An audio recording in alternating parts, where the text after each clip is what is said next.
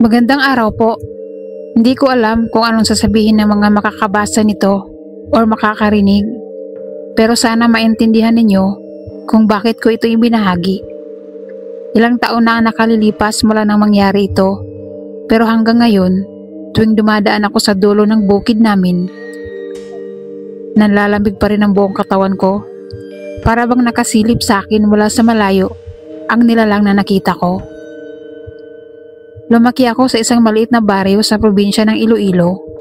Tahimik ang lugar namin, puro bukid at palayan ng paligid, at halos magkakakilala lahat ng tao. Lahat kami ay may kanya-kanyang kwento ng kababalaghan, pero may iisa kaming pinaniniwala ang lugar na hindi dapat lapitan, ang puno ng matandang akasya sa dulo ng bukid ni Mang Andoy. Sabi ng matatanda, marami na ang nawawala roon. May mga nagkukwento na may naririnig silang iyak ng babae sa kalagitnaan ng gabi. Minsan daw, may anino na nakikita kahit walang tao. Pero gaya ng ibang kabataan, noon ay hindi ko pinapansin ang mga ganitong sabi-sabi.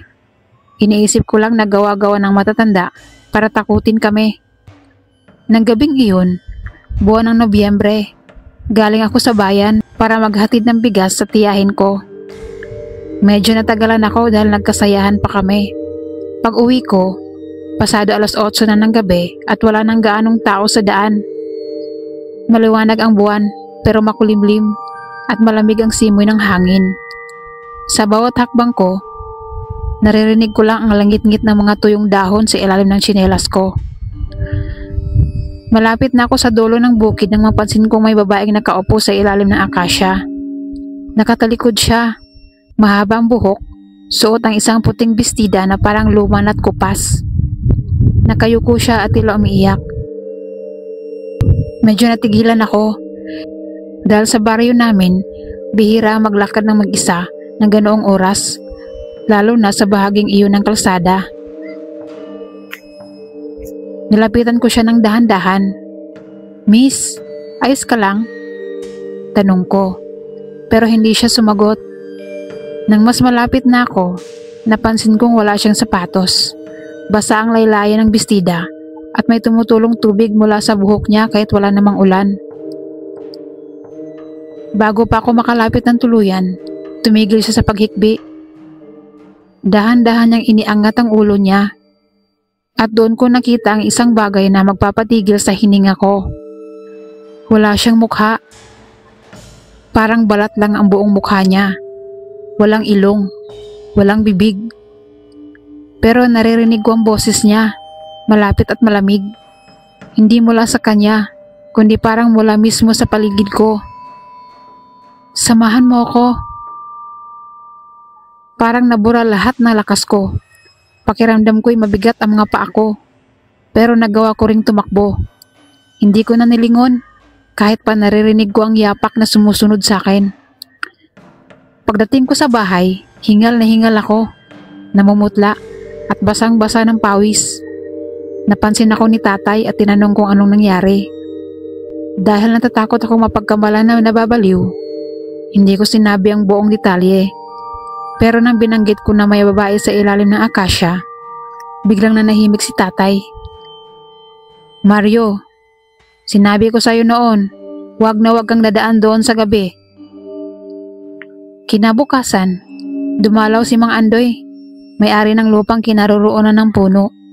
Sabi niya, matagal nang may nagpapakita roon, noong dekada 70 raw. May babaeng nalunod sa ilog malapit sa puno. Huling nakita siyang papunta sa direksyon na yon bago siya tuluyang nawala. Ilang araw ang lumipas bago natagpuan ang bangkay niya. Nakalutang, nakadilat ang mata, at may ngiting hindi maipaliwanag. Simula noon, may mga nakakakita ng puting babae na umiiyak sa ilalim ng puno.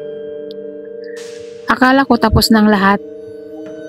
Pero 1 linggo lang nakalipas, habang natutulog ako, nagising ako sa tunog ng pagpatak ng tubig. Pagtingin ko, basa ang sahig malapit sa pintuan.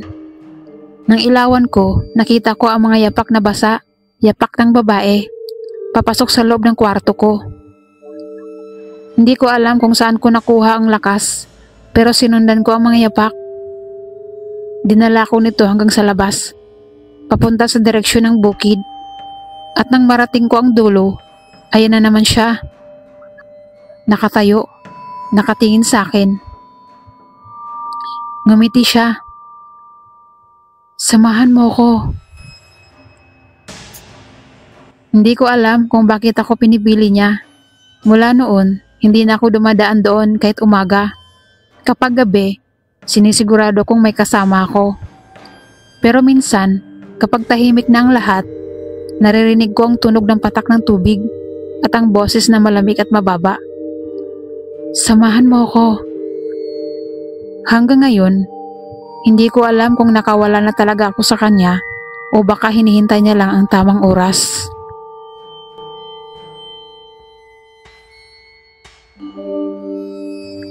Kung nagustuhan mo ang kwentong to, huwag kalimutang mag-like at mag-subscribe para sa mas marami pang nakakakilabot na kwento.